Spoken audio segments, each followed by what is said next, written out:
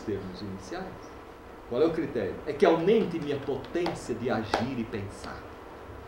A sociedade que se define nesse sentido é uma sociedade na qual os indivíduos estão coexistem no esforço comum para que todos façamos um esforço para criarmos um indivíduo superior, que é o nosso encontro social, mais potente do ponto de vista das ações e do exercício do pensamento.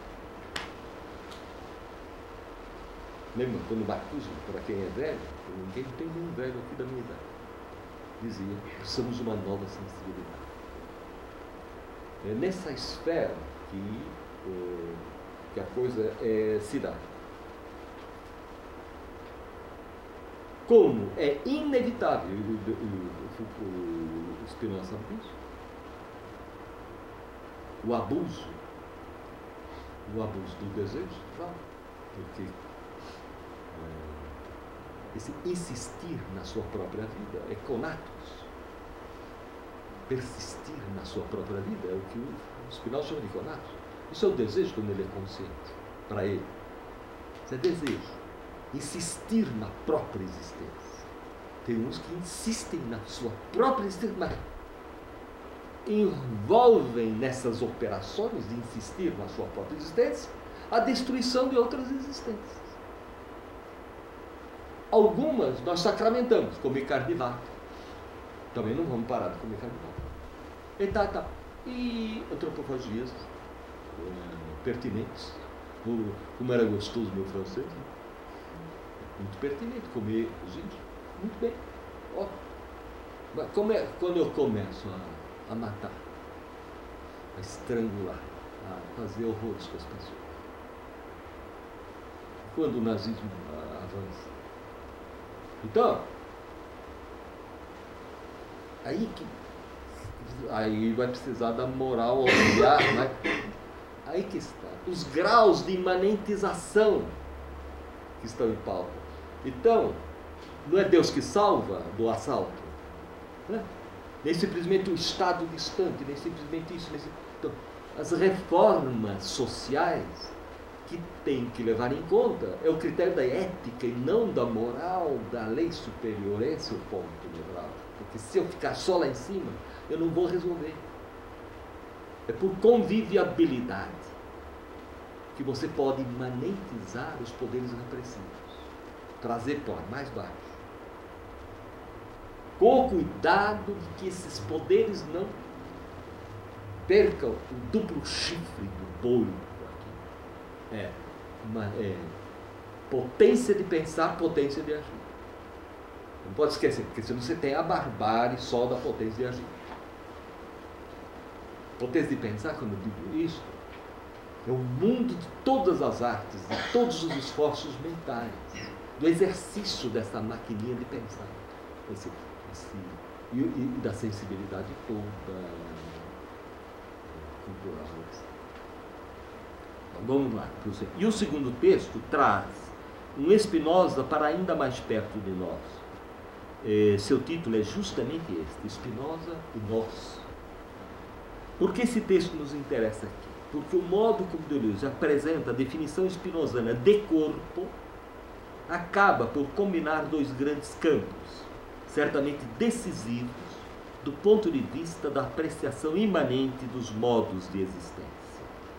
Um campo especialmente relacional e um campo de poderes especialmente afetivos. É um campo de relações, é um campo de poderes.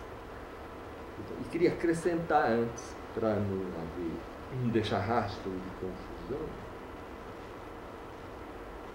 que o esforço de imanentização não é uma besteira, é uma luta constante. Porque na teoria você tem um trabalho magnífico de imanentização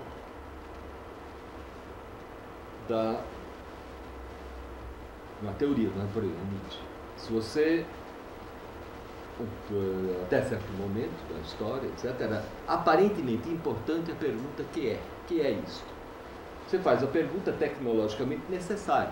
O que é isto? Isso é um computador. Mas o que é enquanto procura da essência?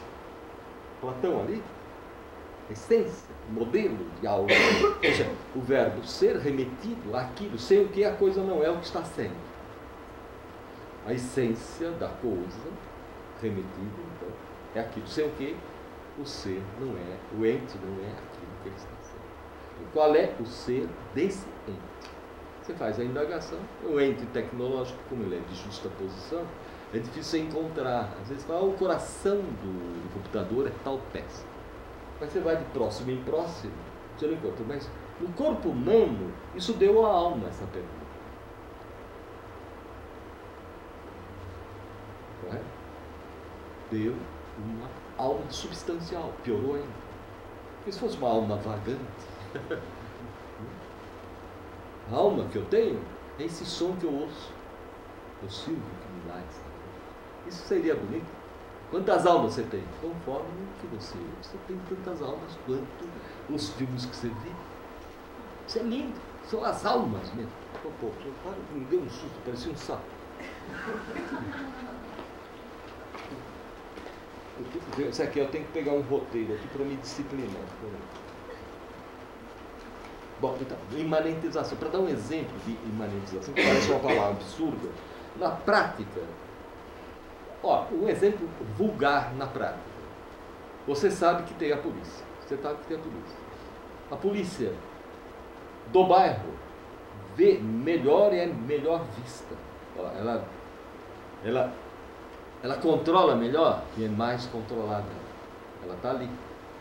Do que a polícia distante, que você chama, que está se envolvendo com os bandidos por aí, etc. Então, imanentize, traz para baixo. É fácil, a palavra é essa, traz para baixo. Imanentizar é tirar do alto.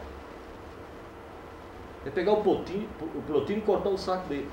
Vai, desce. Com tudo que você pensa de bom, mas desça. Vem cá para baixo. Para a nossa. Que vai valer o nosso jogo. São os jogos do alto e os jogos do baixo. Então, um exemplo na teoria. Então, a pergunta que era remetida à essência, o Deleuze se atreve a dizer, isso aqui é o roteiro, o Deleuze se atreve a dizer que ela nunca funcionou, a filosofia, e a filosofia que inventou,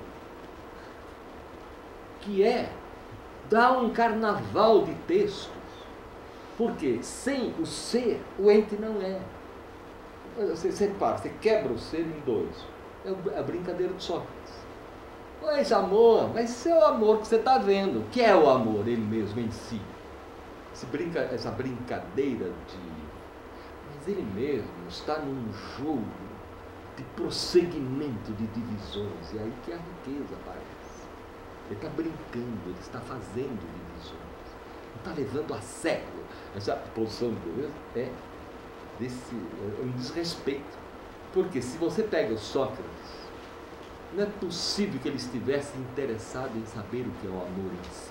Porque ele nunca dá a resposta. Não se chega lá. Ele sugere que exista.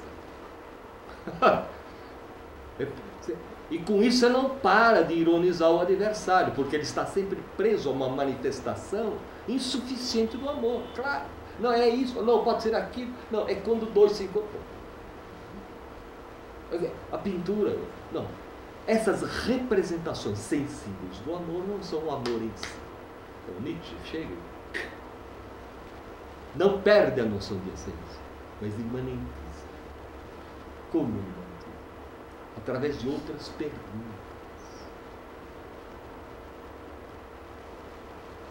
As perguntas imanentes da ação nietzschiana são derivadas dos estudos dele de retórica romântica.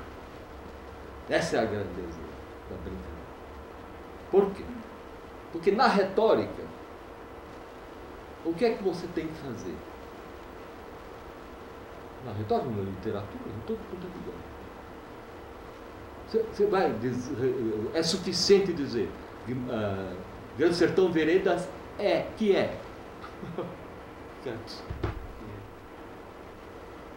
Agora, Nietzsche, quem escreveu? Quando escreveu? Como escreveu? Onde escreveu? As perguntas da retórica são perguntas da circunstancialidade, das circunstâncias do quê? Da existência.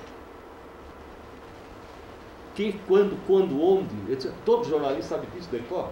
Porque para dar uma reportagem, você não fala. O que é o Papa? Sei lá. Só sei o seguinte, que ontem ele cagou na retranca ao falar aquelas besteiras a respeito das outras religiões. Ele é um filósofo cretino nessa frase. Nessa frase. Senão daqui a pouco vem processo que nem estou processando ele no Estado. Uma loucura. Você imanetizando, você quebra o poderio do verbo ser, meu. Você quebra. E não quebrou muito, pelo menos quebra mais, para o meu gosto. Por quê? Vamos substituir o verbo ser. Maneiras de viver. Agora preencha com verbos que dá. Ser. O Cássio. Que é a Júlia? Que é o Gui? Que é o que é?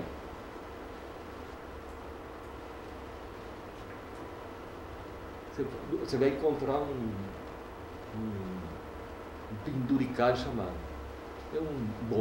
Os melhores são um bom amigo, etc. Mas já está dando o modo dele.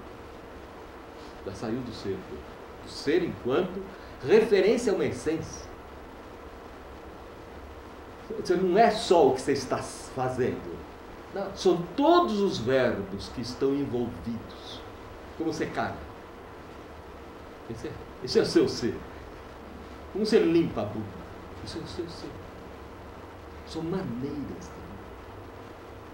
Como você anda. Como você joga, como você brinca, como você ri. Como você pensa. Todos os verbos no infinitivo são os vetores de busca das maneiras de viver. E você pode até tentar selecionar uma loucura que é... Quem pode brincar com todos os verbos no infinitivo? Os artistas sentem bem com essa pergunta. Eles podem brincar com todos os verbos no infinitivo. Ao passo que um operário, o verbo insistente na vida, trabalhar, acordar a tal hora, né? Que vão fazendo dele o que ele está sendo. Não como uma escolha de vida, laçar, não basta. Mas tudo bem, mas o que é que cruza todos os verbos? Essa é a pergunta, porque isso dá estrutura. Se eu pego alguém, como você cai, como você limpa, como isso, excelente. Aí eu faço séries, busco, serializo todas as respostas. Ainda não cheguei no cara. Por isso. Uma escala de valores dessas. Eu não poria uma escala de valor, né? Eu não poria aí a escala de valor. Eu perguntaria se alguma coisa diagonaliza todas essas séries.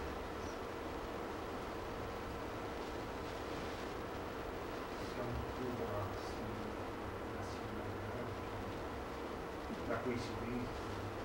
Então, não sei. Tem uma... Por exemplo, vou te dizer. A gente define aristotelicamente, eu só sabia que não era verdade suficiente isso, mas a gente define algo pegando o gênero próximo à diferença específica. O que é, né, para não cair na dificuldade das divisões platônicas, você não começa a saber o que alguma coisa é indo por essas divisões platônicas, você vai delirar. o que você tem que fazer é dizer o gênero próximo de diferença específica. Então, o homem, por exemplo, no gênero ele é um animal. O que o especifica, a diferença que o especifica é racional, no uso da linguagem.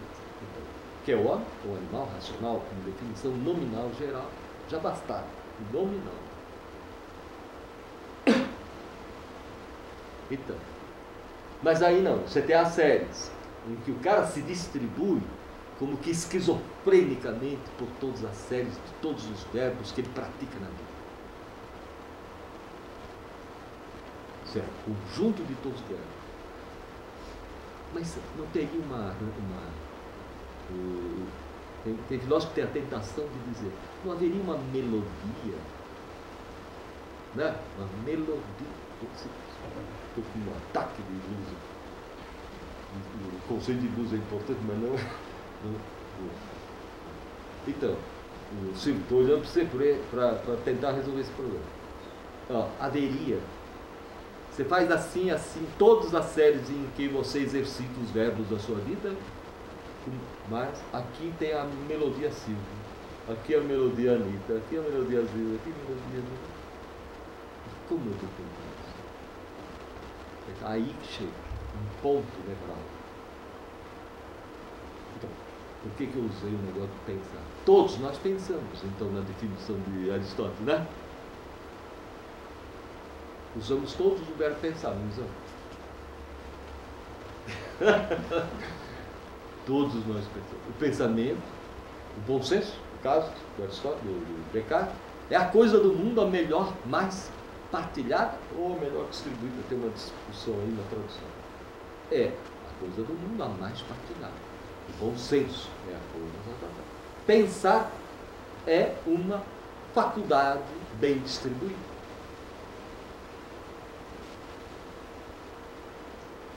Então, eu ponho lá na série. Eu, Luiz, penso. Eu exercito pensar. Faço capoeira, desse jeito. Aí a minha curva. Quando chega já no começo da curva, para pensar, você tem modos de pensar. Olha a complicação. Com que intensidade você pensa?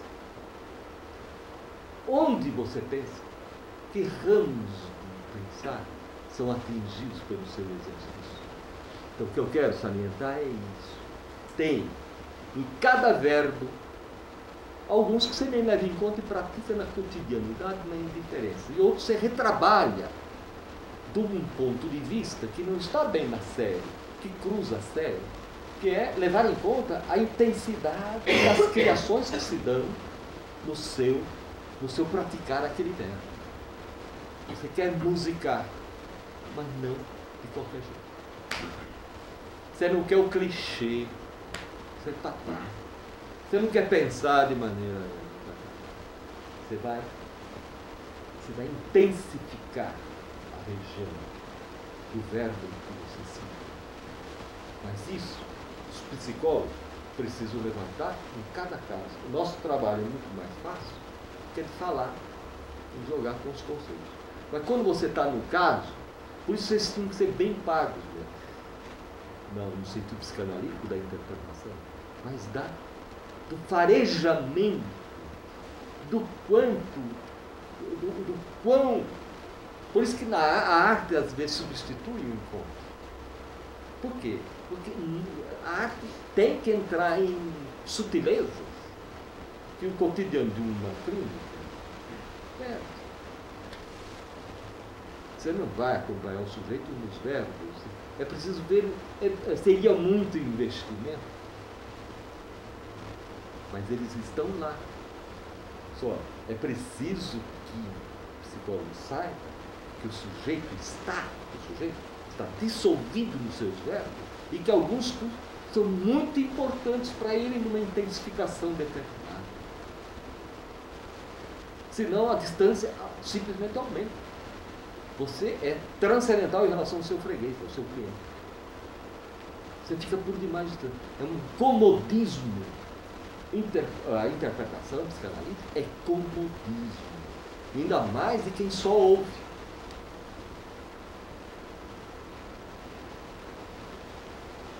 é desatenção, é falso, é uma sacanagem. É claro que eu não sei o que eu faria no lugar de um psicólogo. Eu me suicidaria junto com outra coisa. Olha, é o seguinte, existe um verbo que é suicidar. Vamos ver como a gente organiza isso. E vamos, eu não quero é pular de nenhum andar, porque eu acho isso uma... O Deus teve o direito de fazer porque ele tinha que pular mesmo. Mas se ele cai em cima de uma criança? Aí fudeu. Não pode pular. Você tem que dar um jeito de não poder pular. Tem que amarrar o pé do cara. Cada um se amarre no seu apartamento.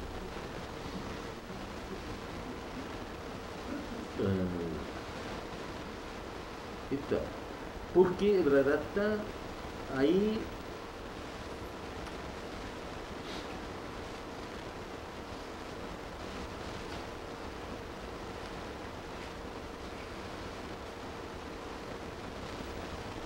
quando eu falei que essa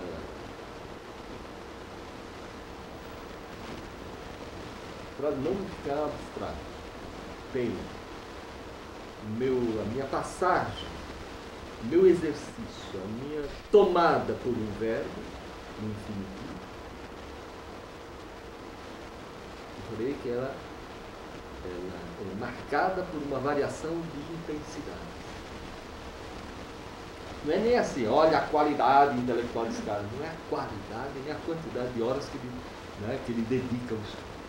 É a intensidade porque, por exemplo, um grupo de pessoas estuda, planeja direitinho como filmar aquela cena, para não ficar no acaso da banana. Essa intensificação no seu trabalho, no verbo que você preza, porque, afinal, você não vai ficar insistindo em criar maneiras de fazer corpo. Mesmo porque o mundo contemporâneo, aliás, é uma ofensa ao bumbum, certas maneiras, certas tecnicalidades. Pô, tem que melhorar isso. Não estou falando do seu, não, porque eu fiz isso pouco hoje. Escatológico, eu fiz.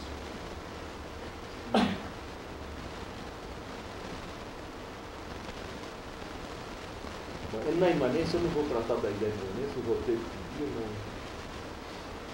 Então eu vou fazer um destaque da ideia de relações, porque é o campo aqui.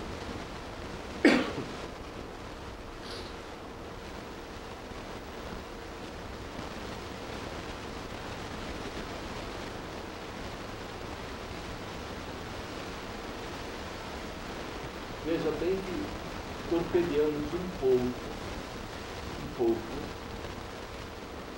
uma espécie de pequena guerra em relação à essência, em relação à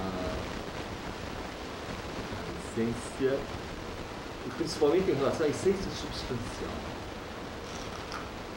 Quando se fala, quando se procura alguém do ponto de vista de todas as perguntas do circunstancial, você não vai querer dizer, ele faz tudo errado, mas é uma alma boa. Não basta isso. Há de haver um verbo que permite dizer que nesse verbo ele é ótimo. Mas não uma alma. Ele é preto de alma boa. Então, tem um autor que ficou muito da substância. Não aceitou isso. Ele tinha 2, 3 anos mais que esses dois. Ele escolheu tratar sobre isso.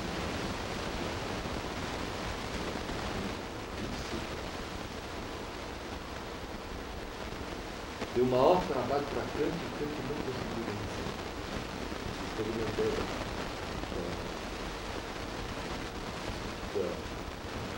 canalice. Grande.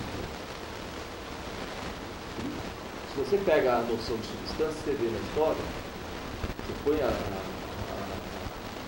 pega a palavra, a substância, e vai botando os autores e vai listando aquelas substâncias que foram derrubadas por um, por outro, por outro, por outro. Esse, todas estão derrubadas. Todas. Quem é esse sujeito? É Rio. Século XVIII. Ora, se você destrói todas as substâncias, não a substância, chamada substância, né? Aí procurando ter uma substância doce. Não, isso daí é outro substância. Há uma substância, essa coisa estranha que você não consegue definir. É aquilo sem o que, o seu não é, né? Deus como substância. Ou a própria natureza como substância, mas aí você precisa dizer como ser para mostrar que é uma substância em alvoroço, que é substância da natureza.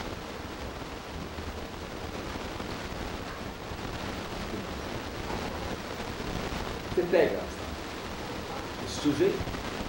Bom, se não tem substância, como é que fica então o mundo anterior das relações que se definiu em função dos termos relacionados com ele termos substâncias?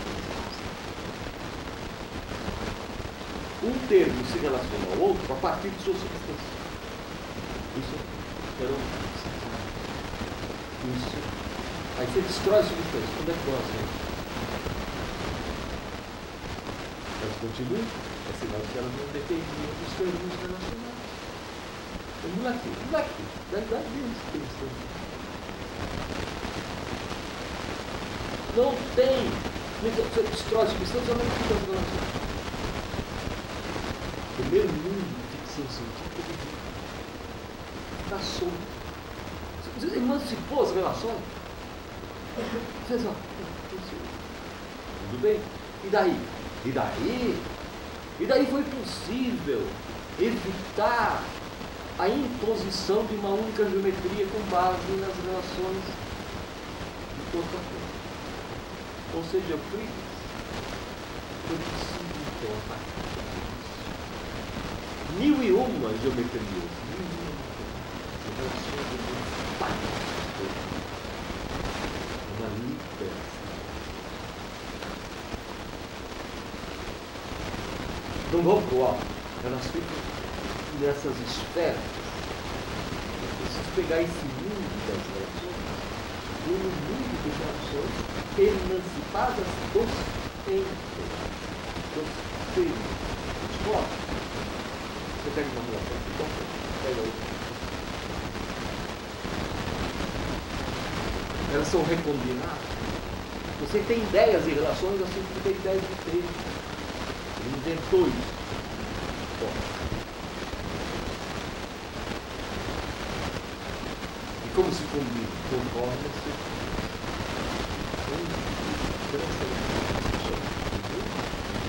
superior. Porque não perdeu a ideia de relação. O que havia antes era muito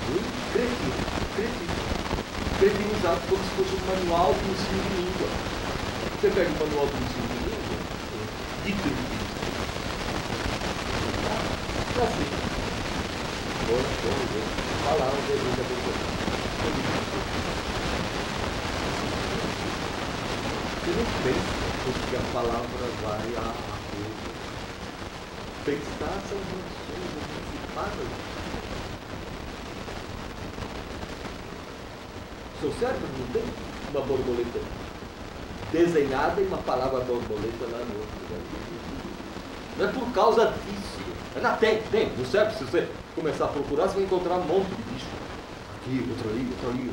Esse pedacinho corresponde a borboleta. Aquele outro, a palavra borboleta.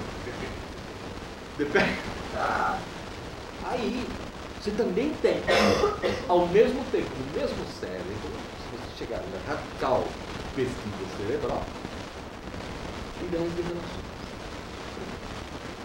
A mansa pessoal que gostava de um livro cretinizado assim, como reflexológico. Não é você nem pensa em todo nem por aí que você nomeia. O jogo da linguagem é uma disputa louca das palavras com o mundo das coisas. Nunca há base. O que você vê, você não fala. O que você fala, você não está vendo. Não há correspondência imediata. Identidade, semelhança, etc.